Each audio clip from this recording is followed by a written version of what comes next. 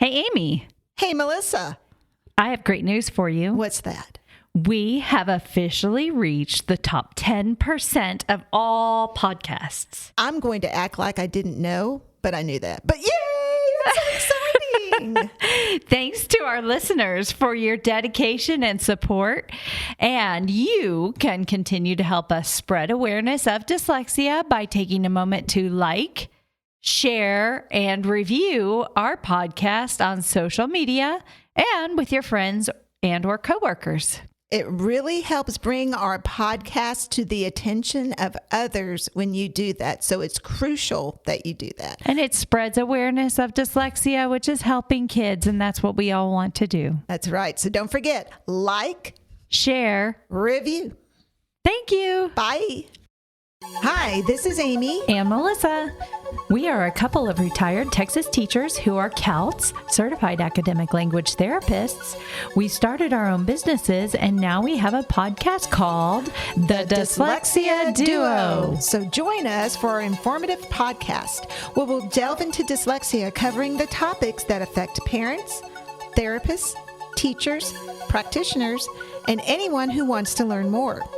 We'll guide you through everything you need to know, from the first signs to the intricacies of dyslexia curriculum placement and beyond. This season, we will cover the referral process, what to expect when your child or student is dyslexic, the generational impacts of dyslexia, and how to support those affected. Come join us.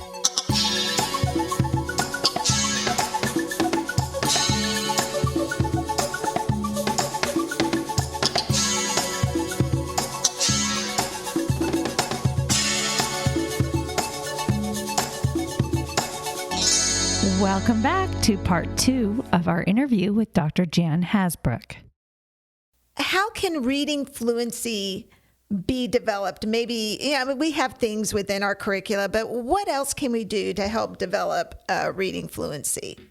Well, just what you said is perfectly fine. And that's what I would do most of the time. I would take the kids' text that they're reading. I'm a huge fan of Read Naturally, Read Live now that they call it, especially when, I've used it extensively. I've done research with using it to remediate fluency issues. But when you're using Read Naturally or Read Live exactly as they prescribe, you are placing kids in highly challenging text. I think I watch teachers use it in an intuitive way, and they often place students in text that is much too easy for them to make progress. They're going to only make progress if you take them to the gym and they lift weights. Not too heavy, because then you can injure yourself or get discouraged. But if you're just lifting the weights that you can already easily lift, you're not building muscle. And if the kids are behind, we need to build their fluency muscle, which means they need to become automatic. They need to achieve automaticity in text they can't already read. So we give them hard text. All of the first steps in Read Naturally or Read Live is to learn the words, read along with the narrator. And if they already know the words, they're wasting their time. They need to do that 3 times. The default is 3 times, because they're not supposed to know the words until they've read it 3 times. And if they do already know the words, move them to a higher level. Right. So they have to learn the words. They have to work at that accuracy piece. Building accuracy builds fluency. It's the foundation. Build that accuracy, then do the work, multiple practices to build the automaticity and the prosody, and the whole time be responsible for paying attention to what the text means, which Read Live does that too. You can't go on till you can answer these questions. It's a brilliantly designed intervention, and it works really well when we use it as it was designed. And it was designed to put kids in the fluency gym. It definitely does. I love it. I have it. I pay out of pocket for my kids to be using it, but I love it. I do too. I do have a question regarding that, though. When they do get to those words that are exercising them and the frustration starts to kick in, because it does when these dyslexic kids get to these harder words, what do you recommend for us? Like, do we tell them the word right away and let them go on? Or do we have them try to sound out a word that they really don't have the skills to sound out yet? Boy, that I wish I had a real quick answer for you, but I know when I'm working with students that I, on the spot, make those decisions. Okay. It's a word I'm just going to tell them. It's highly irregular. It's not a word they're going to see very often. Just tell them the darn word. Okay. If it's a word that has prefixes and suffixes and aspects of morphology or other things that we're working on, there's a place to apply skills. But if the word is just like really challenging to decode or not decodable because it's irregular, or it's just a word they're not going to see very much, it's not a high utility word, just tell them. But I would also almost always, I hardly do anything always, but almost always where we've spent some time, they've come up with a hard word, I've encouraged them to figure it out, or I've told them the word. They go back to the beginning of the sentence and read the whole sentence again. Yes. This is, I want to avoid at all costs word by word reading. Got that right? Go on. You got it wrong? Go on. It's all reading is for comprehension. So what good comprehenders do if they struggle on a word, they back up a little bit. So because good readers are reading for meaning. Sure. Struggling readers are reading word by word, and we cannot encourage that or let them. But we don't, Melissa, you're so right. We don't want these kids to go, I hate this. This is too hard. And when we see that, let's do some, and little brain breaks. Close the book. If you're working one-on-one with a student, we can do all kinds of things. Yeah. We've hit the wall. Let's take a break, close this book, do something else. Let's write something or talk about something, and then we'll go back, and then we will go back to it. But be prepared for all of those things. Okay. That's very comforting. Thank you. You're right. It's that last thing that develops. And I've had a lot of students never get their prosody before they're moving on to the next school when I've been in school districts before. Right. So how does expression or prosody play a part in the reading fluency? Overall, it plays a relatively minor role. The part that's not minor are those, the diacritical marks that we teach our students. Hopefully they learn about periods and question marks and those kind of things. In kindergarten and first grade, they learn the purpose of them. It's to help the author, the person that wrote this, put those in there so that you know when to stop. And you know when to pause your voice, and you know when to sound excited, and you know when to question. And students need to pay attention to those students that run over periods like, no, you didn't stop at the stop sign, go back. And sometimes the remediation is to really slow down and go back, just like no sixth grader. You have spent a lot of years reading text incorrectly. We're going to go back now. You're going to stop at the period. And I want to hear you stop. And I want to hear like an exaggerated pause at commas until I see that you're really paying attention to that. So that's really foundational there.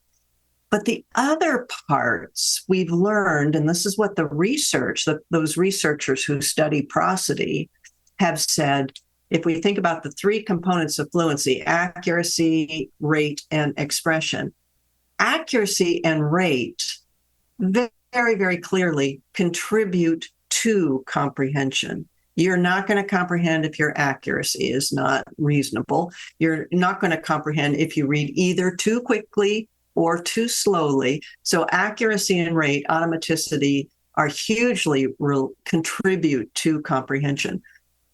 Researchers say that most of the aspects, aside from the diacritical marks, those aspects of lilting your voice and volume and fluidity and those kinds of things, those are outcomes of comprehension. You don't know, a reader doesn't know whether to sound excited or sound terrified or sound silly if they don't know what the text means. You use expression to communicate what the words mean. You don't know how to do that. You don't know what expression to use if you don't understand the words. So if a student is not reading with expression, it's quite likely, unless they have a language disorder, which, some of our students do. But if they're not reading with expression, they don't understand what they're reading. And then that kicks in a hole. We don't just remediate the expression, we remediate why are you not able to use the appropriate expression. You don't understand the words. It's a comprehension issue. Or in some cases, you've got a language processing disorder where you're just not processing spoken language even. And that's a whole other thing. That's amazing. I can think of so many kids that I work with when we work on paying attention to punctuation, and they have a flat effect when they read, right? And I'll model it for them, and I'll show the expression, and I'll use the same sentence, and I'll say, now you do it. And it's exactly the same, what they say back to me. And I'm like, and paying attention to that text and even the punctuation is huge. It's an ongoing battle. But as our kids go further into remediation, the low-hanging fruit is decoding. I really feel like higher up there is that fluency and prosody piece and paying attention to the punctuation. Going along with that, we hear a lot about sight words in our world. Okay, so what is a sight word? And just define for our audience, what is a sight word? And what is an irregular word? And are they really interchangeable or what is it? Okay. Yeah, let's have that conversation. Sight words are exactly, way back when we started, we talked about how we in education will take a term and use it creatively sometimes. And that's what's happened to the term sight word. Practitioners use that term differently than researchers do. So practitioners have come to incorrectly use the term sight word to mean words that are irregular. And the reason that's incorrect and problematic is because that kind of implies that these irregular words have to be learned by sight. And that is an old belief. We really used to think that in the 1940s and before that in the 50s and even further on. The belief was some of these words are just so weird in our language that your brain has to, the way we good readers read words like the number one or most of the number words, or many of the number words, most of the color words, but the number one word, the word one, O-N-E, the word I, E-Y-E. I mean, these are, have with this E on the end of it. The theories about that, well, we really didn't know what was going on in the brain. The theories were we good readers have memorized those words, and our brain has taken pictures of those words. We have an image of that word that we instantaneously recognize by sight, just like an image or a photograph. So those are sight words, and we teach them by sight. We just hold up the flashcard. This word is one, and you just keep at it until your brain has taken a picture of it. That's what we used to believe. That's not true. And researchers use the term sight word for any word that our brains have, any word our brains do instantaneously, precognitively recognize. So the overlap in those two ideas is, yes, all good readers have within their brain a lexicon. For a lot of good readers, it's huge. This library or lexicon of words that our brains have essentially memorized. But what the researchers know, because of the amazing research of Linnea Airy and others is that Linnea gave us the original theory about this, and now it has been proven to be true, is that, yes, good readers have memorized words.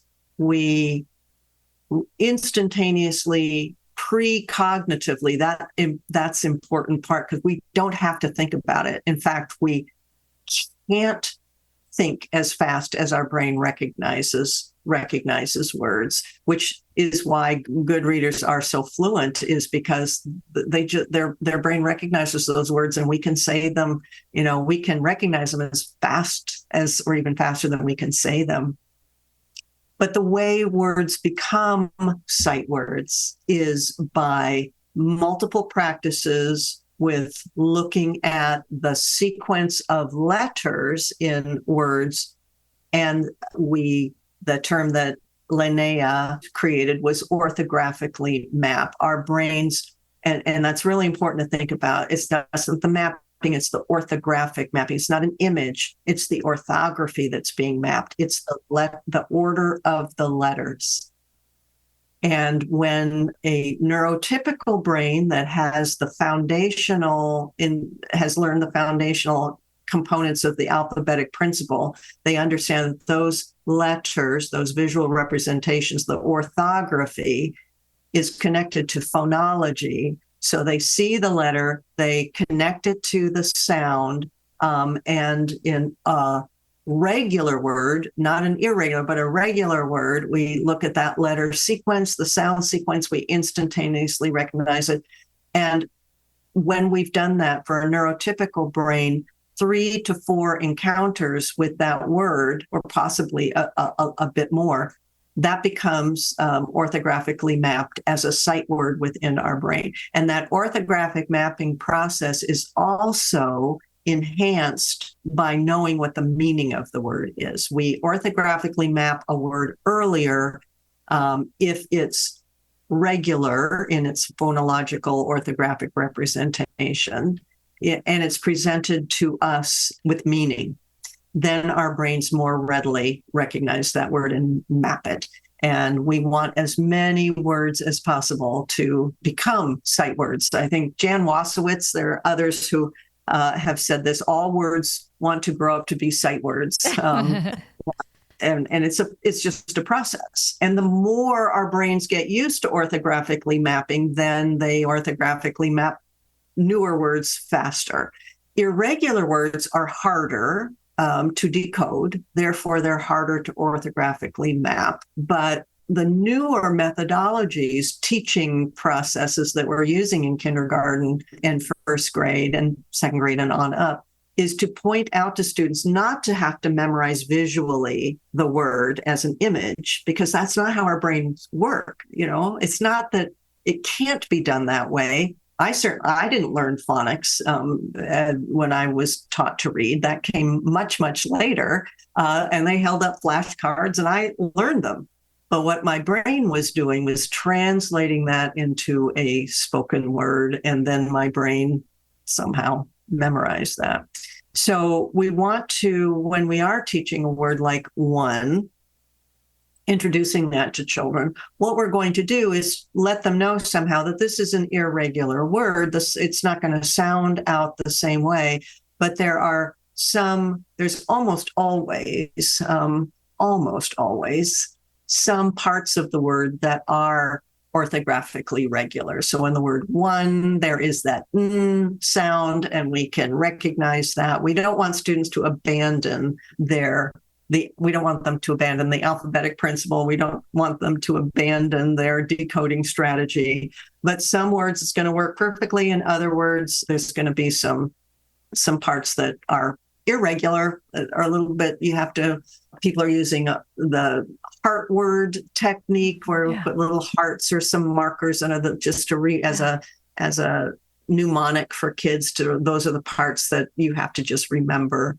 But even those words, those highly irregular words or slightly irregular words, are going to be orthographically mapped at some point with exposure to the letter order and the meaning of the word If they're highly irregular, it's probably going to take more exposures before they're orthographically mapped. And then we have to, have students retrieve those words, practice those words. It doesn't like it's in your brain now, you never need to worry about it again. Although David Kilpatrick and others remind us that once a word is orthographically mapped, we don't lose it. Unless you have a traumatic brain injury or a stroke, even if you haven't seen a word, you might not instantaneously retrieve it. That's why for high frequency, high utility words, we want to expose kids to lots and lots of reading so they see these words a lot and they keep that up there. But we don't lose words unless we have some kind of brain injury. That storage is pretty robust in our brains. That's a lot more than I thought. Because I have a little boy who, a student of mine. We go through the Fry list. And God bless him, I tell him, he goes, "Is that decodable?" And I'm like, "These are sight words." These are sight words. And he's trying to decode the words that aren't decodable. And I like that he's trying to decode it, but he's having a hard time. He's got that crutch now, and he's trying to decode everything. So I've taken to circling the part of the word that's irregular so that he knows there's nothing about that word that's regular, so the whole word is being circled. Mm-hmm. Yeah. So that's the one you just have to learn by heart. That's where that term. And there's no meaning. There's no concrete meaning that can be attached to that. That's right. Those are the words that are harder. Because when you have all those things in place, it makes it easier. When you have none of those things in place, it makes it that much harder. So, yeah, for sure. Thank you. Bless his heart. He's the sweetest. I picked up on that too, is how important it is for the kids to have exposure to vocabulary and have a rich vocabulary all around them from birth, basically, to have that exposure so that they can connect with those words. That was really impactful to me. Yes, it is very important. And we want, there's a lot of excellent work.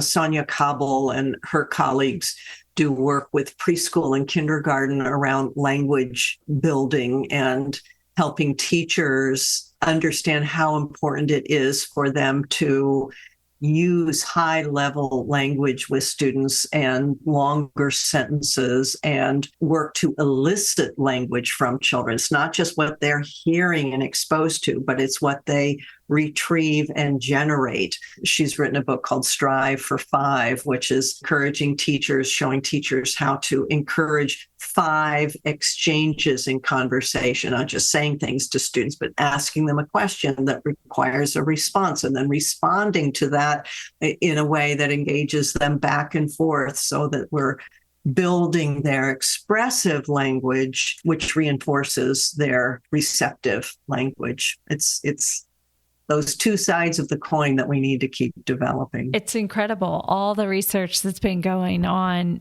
behind the scenes that, I wasn't aware of all of this research that's been going on and how important it is. It's impossible to keep up with all it. And I'm so thankful for people that are doing the research like you and your colleagues, because it's really going to open the door for these kids to have even better instruction from generation to generation and hopefully eliminate some of the frustrations that kids feel when they don't have those resources available to them. We'll be right back after a word from our sponsors. Hi, this is Melissa with Kids First Dyslexia Services. I am excited to share with you my private practice. Kids First Dyslexia Services is a private practice that specializes in dyslexia therapy. Each one-on-one session focuses on instruction specific to your child's needs in a nurturing environment that develops self-esteem, builds confidence, and fosters a sense of accomplishment, resulting in happier kids with higher levels of achievement. We provide a professional, personalized experience, always putting the child first. We value the relationships with both our students and parents, because strengthening skills and overcoming hurdles to achieve desired goals and success is a team effort. For more information, please visit www.kidsfirstdyslexia.com. That is www.kidsfirstdyslexia.com. Hi there. This is Amy Rodenroth, owner of Discovery Dyslexia Services. So tell me if any of these situations are familiar to you. Your dyslexia teacher/therapist has suddenly retired unexpectedly, and you do not have the personnel to fill the space. Or you do not have enough trained teachers or therapists for the number of students who have qualified for dyslexia services, and you need a trained teacher or therapist quickly, like yesterday quickly. Or you need a teacher to provide compensatory services, and you do not have anyone that can provide what's needed. Well, what do you do? I'm going to tell you what you can do. You can call Discovery Dyslexia Services. Discovery Dyslexia Services can help you with your various dyslexia concerns. We have multiple CALTs who can provide virtual small group therapy. We can also train your teachers in most dyslexia curricula, either virtually or on site. Just let us know how we can help support you. For more information, go to our website at www.discovereed.com. Let me spell that for you.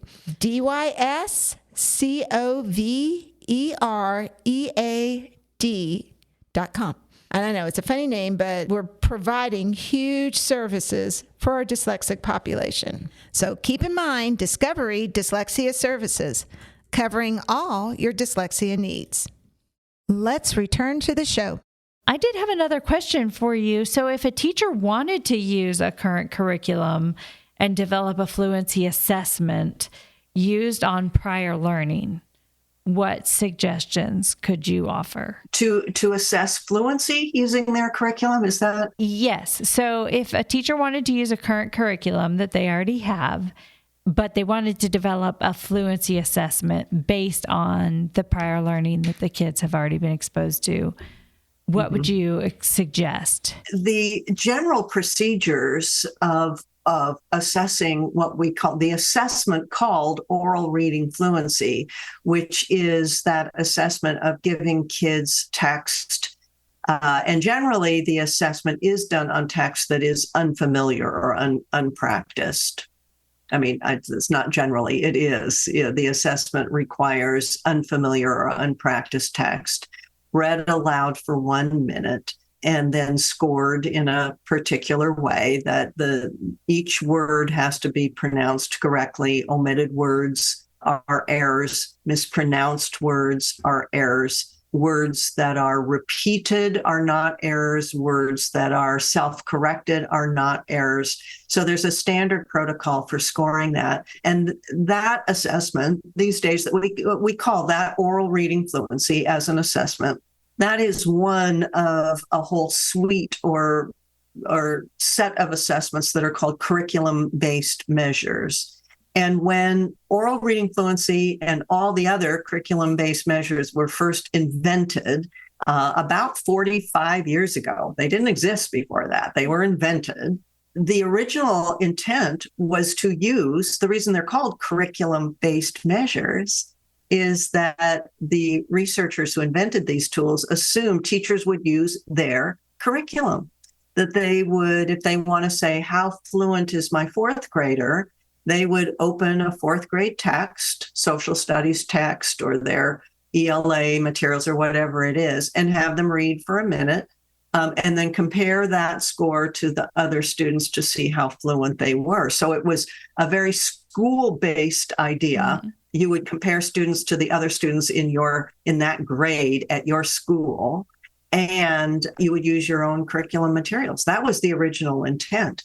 And it has grown completely from there in that, for one thing, and that was actually a contribution that I made to curriculum-based measurement, is when I first heard that idea that we should compare our students to the other kids in their grade level at their own school didn't make any sense to me at all, because my entire career had been working in high poverty, low performing schools. I did not want to know if my students were as good as their peers. That's not what I want to know. So I did with my colleague Jerry Tyndall. We have now done a set of 3 different studies using curriculum-based measure to establish some norms, performance norms, where we can set benchmarks from those performance norms to say, this is what we should expect of a 4th grader anywhere reading any English text.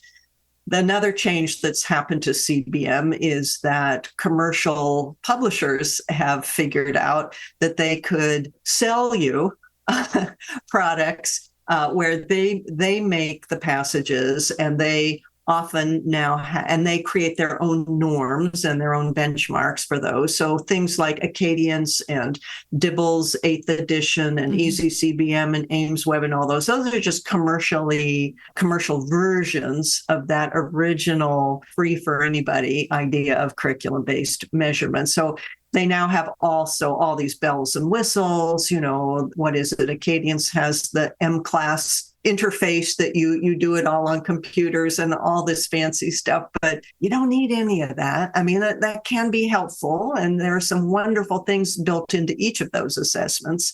But the original idea still is true. You can open a piece of text and have the student read it. Now, since we're here talking about children with dyslexia and children who are struggling, if I've got a 5th grader and I already know they can't read 5th grade text, opening the 5th grade text and having them read for a minute is not going to tell me a whole lot. The real purpose of those assessments were to identify kids at risk and then to monitor their progress once intervention has started. So that 5th grader, I already know they're at risk. So I'm not going to have them read a 5th grade text. I might, though, have them read a 3rd grade passage, if that's where they're reading. And then I can compare their oral reading fluency performance, words correct per minute, to 3rd graders. So this 5th grader, we've done a really good job. We've worked really hard to help this 5th grader read well at the 3rd grade level. They can read 3rd grade text, but do they read it fluently? I can check that by having them read a 3rd grade passage and then compare them to 3rd grade expectations. And if they're on track, great. Let's just keep them moving now they can read 4th grade text fluently, and they can read ultimately 5th grade text fluently. So we can use those assessments, and then we can always, and we should be, using those assessments for progress monitoring. They are powerful, powerful indicators of whether our instruction is actually working or not. We used your oral reading fluency norms chart all the time in the district where I worked right before I came out and did my own private practice. So I'm familiar with using the chart. Now I'm drawing a blank as to what measure we used to use the chart. Did we have our own text that we used? I can't remember.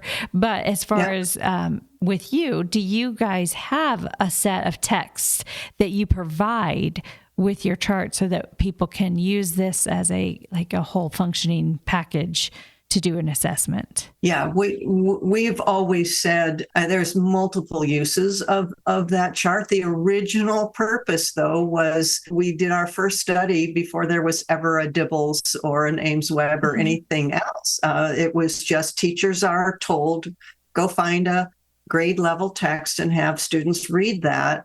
The purpose of our norms was to give them some way of interpreting those scores. So any text. There was Dibbles and that. And so we used all those scores. We took some Dibbles scores, we took Ames Web scores, we took Easy CBM scores, and we compiled them all together. So they were still generic norms so that they could be used. If you're using Dibbles, great. You should use the Dibbles norms. If you're using Ames Web, you should use the Ames Web norms for benchmark decisions.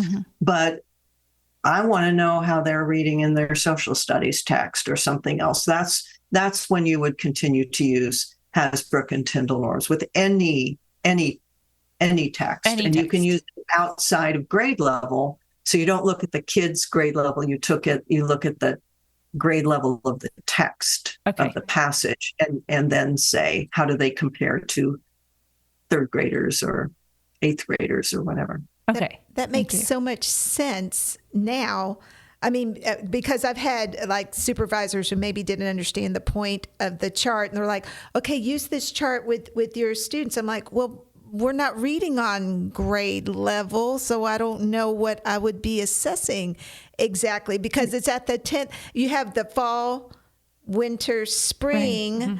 And then they gain according, and then where they rank according to the 10th percentile, 25th, 50th, 75th, and 90th percentile. And what I really appreciated in the chart is that I worked solely for 27 out of my 30 years in public ed with dyslexic students. I did not know what a traditional reader looked like until I would pull those out, and I'm like, oh my goodness, I know we have work to go with this student, but it's really flying in my face how much more work we have to do with this student. Yeah. That's a good point. And I remember that too. I actually very viscerally remember it working at an elementary school a few years into my career. And as a reading specialist on the first couple of weeks, I didn't have students yet generally. So I had some spare time. And I do remember letting a third grade teacher know that I had some time, and if she wanted me to, listen to some of her students read and do some assessments. This was way before we had oral reading fluency, but some of the teachers had kids do reading tests. And I remember going into her third grade classroom and just kid after kid, like, oh my word, this is a gifted reader. Wow. And then the next one, oh my gosh, here's another one. And pretty soon they, no, this is how third graders really read. Is just how it is. Yeah. I totally get that. So in your studies, when you're working with dyslexic students, and I know it's on a continuum, mild, moderate, severe, but what's a good improvement aim for our dyslexic students if we're looking to improve their fluency? I mean, I understand 25th to 75th percentile is that whole normal, that's not the word I want, but average area for within the normal performance area.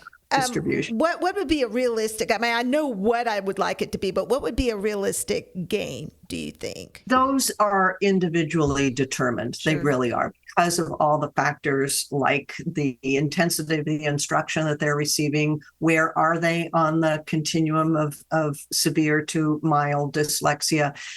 There's no one size fits all that we can pull out of our hat. Lynn Fuchs and colleagues back in the 90s did a study that I often cite, where they came up with some expected gains in terms of how many words per week should we expect generally to students to grow across different grade levels, because students gain quite a bit of growth in the early grades, and then it slows down even for your typical students. They're not all still gaining, 3 words a week or whatever. But in that chart, it has a column for typical growth and then ambitious growth.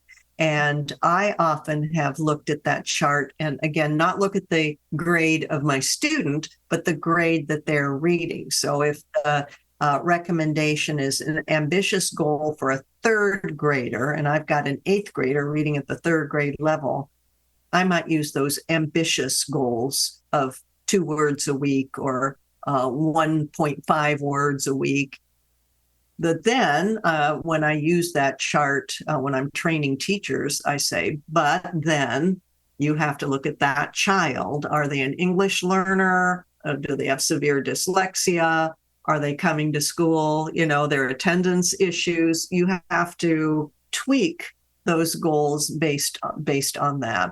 And it does depend on the age of the student. So it's a complex. It's not one size fits all, and there's not a formula we can use. But there are some guidelines from research about what we can expect at each grade level for typical growth and what we might hope to expect for ambitious growth. So we don't have to make those numbers up. They do exist. Perfect. Thank you so much. And what is a good point to aim for when using the oral reading fluency chart with students? In general, I mean, what we know from some good research, in fact, there was a wonderful study done in 2021, I believe, White et al., that looked at oral reading fluency performance and compared it to how well fourth grade students did on the NAEP assessment. Yeah, it's 2021. I'm pretty sure White et al. 2021. It's an open access paper. But what they found is that, and the NAEP, the National Assessment of Educational Progress, is essentially a heavy duty comprehension assessment. It's a really rigorous comprehension assessment in essence, and been used over decades and widely used by researchers because it's a really good, rigorous measure of comprehension. So in that study, they looked at the fourth grade performance, and it's always end of year performance. Mm-hmm. And what the NAEP does is categorize kids in their comprehension performance as advanced, the super duper comprehenders, proficient, basic, and below basic. Mm. And then what they did was they correlated the students' oral reading fluency to their comprehension performance. And it matched perfectly that those advanced readers, on average, were reading at the Hasbrouck and Tyndall 75th percentile. Mm. The proficient readers were reading right around the 50th percentile. And the students who were below basic were significantly below the 50th percentile. So what they were showing is that the students who could read and understand adequately fourth grade text read at least at the 50th percentile. That also showed that even those advanced readers didn't read above the 75th percentile. So getting faster and faster and faster has no benefit. Interesting. For comprehension. Okay. So the sweet spot is the 50th to the 75th percentile. Interesting. Great. That's wonderful to hear. Gosh. Also, in our chart, there are kids, as you say, there's kids at the 90th percentile, but we didn't check their comprehension. We just simply looked at their words correct per minute and wrote it down. So those fast readers may well not be particularly good comprehenders because they're reading too fast. They could be your cattle auctioneer, Amy. They could be your little boy. Oh my gosh, you're making me want to go do research, and I'm not a numbers person.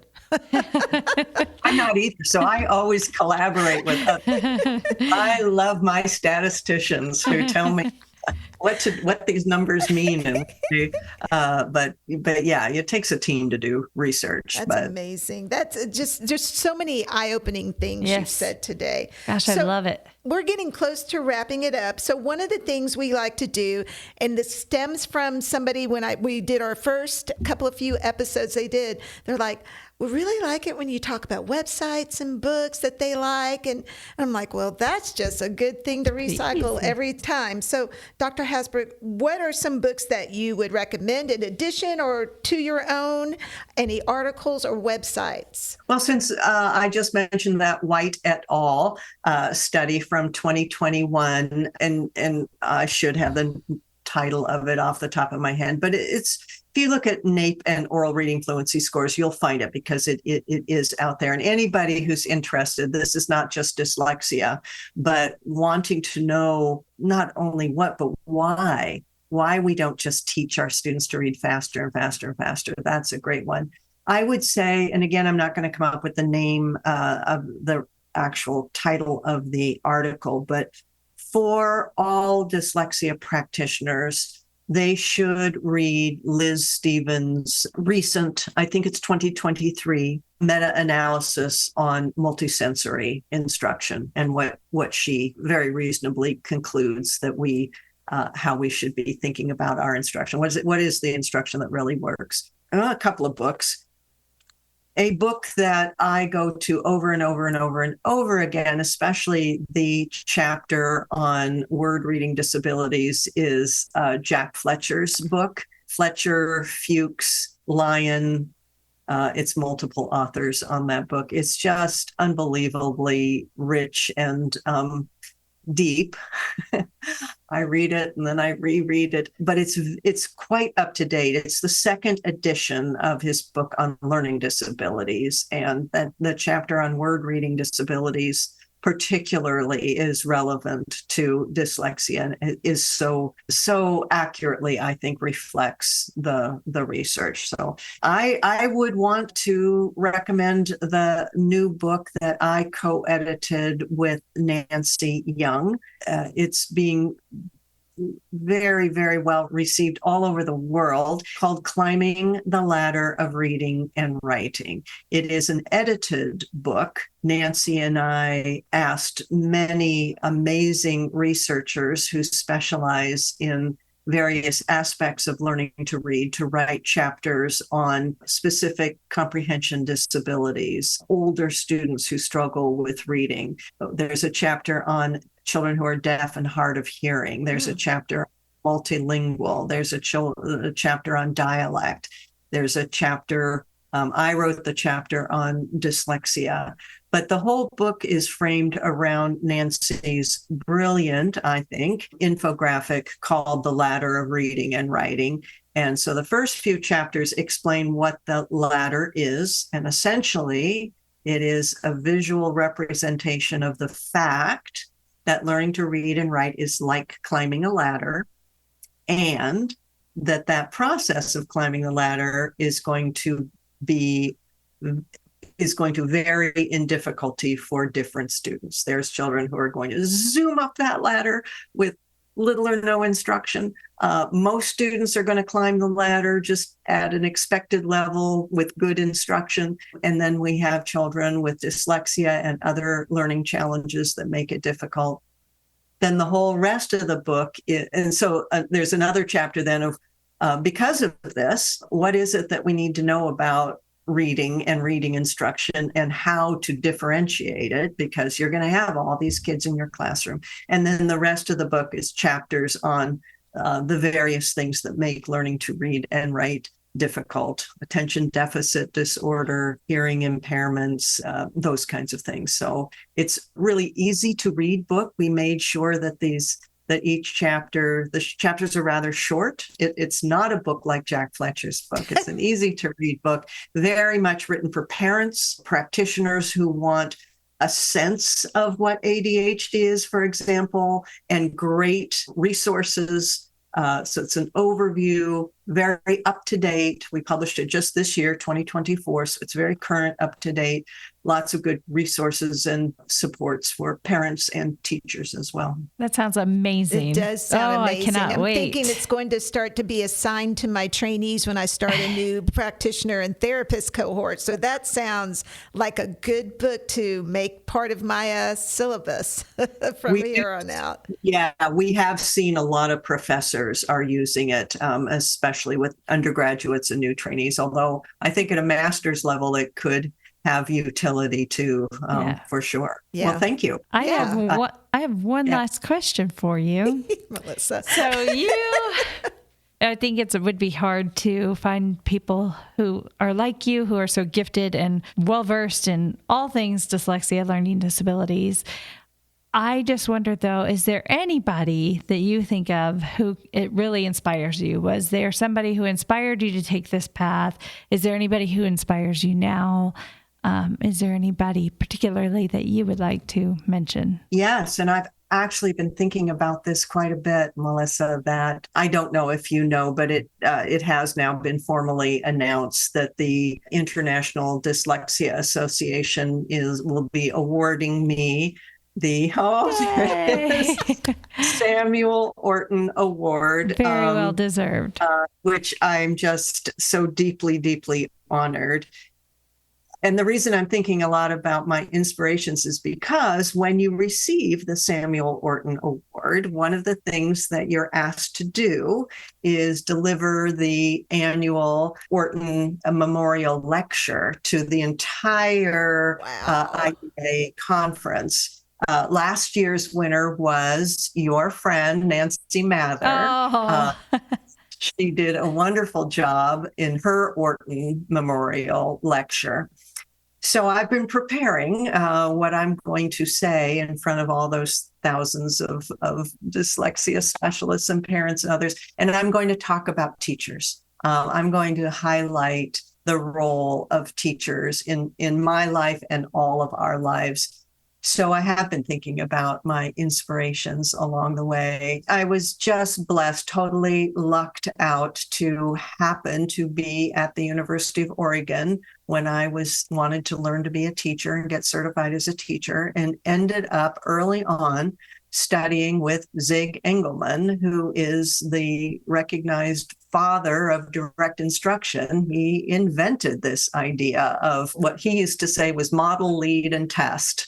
Demonstrate, guided practice, independent practice. He taught us how to do that. I started studying with him when I was 19 years old. Wow. So that's the way I learned to teach.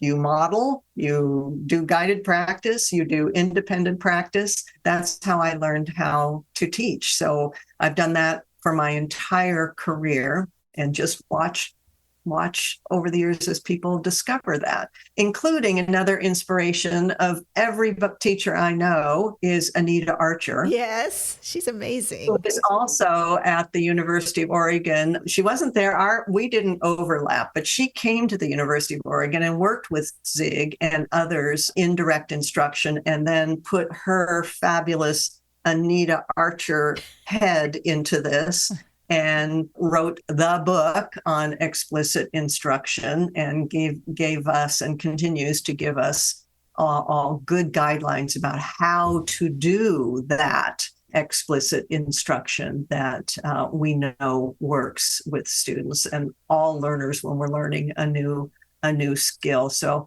I continue to be inspired by Anita, who's become a friend of mine. We used to live fairly close to each other. She lives in Portland and I live near, and we would get together. But friend or not friend, when I'm at a conference and she's speaking, I try to get in the front row if I possibly can, and just absorb all that good stuff. And there's just so much good research going on right now. I am a big fan of Nadine Gabb's research. Mm-hmm. She's now at Harvard University.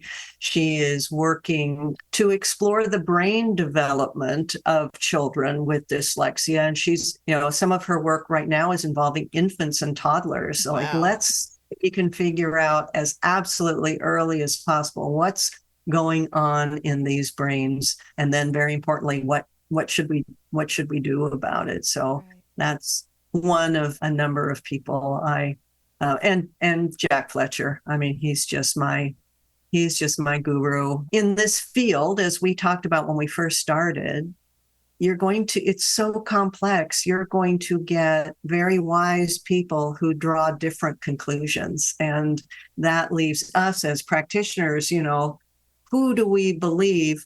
So I think in order to cope with all this, we have to find one, at least one person that we say, I'm going to follow them. Yeah. If we say that this is what we should do, and Jack Fletcher is that for me. If he says this is the way we should think about it, then okay, I'm until I'm convinced otherwise, that's what I'm going to do. So I remember hearing him speak live back in 2004.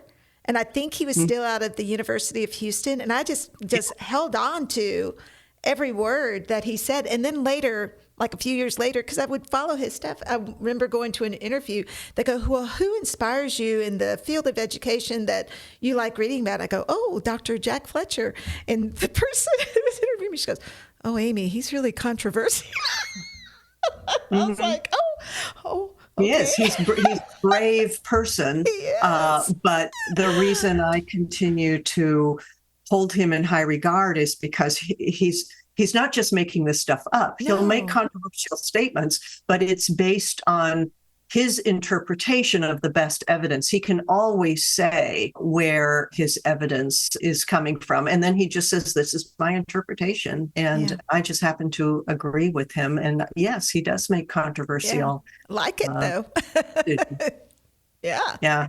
Very focused on kid outcome. And that's a touchstone for me.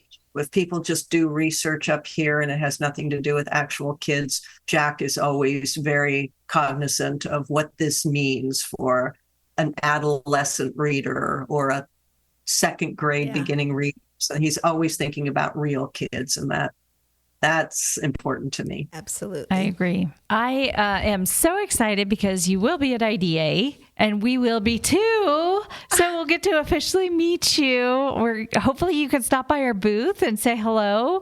We'll be doing a live podcast. So we'd love to just have you say hello to us and greet us there. And you can bring Dr. Mather. I was almost going to say Nancy, but we're not that close. So Dr. Mather. Nancy and I can come by. Yes, I would love that. We would love that.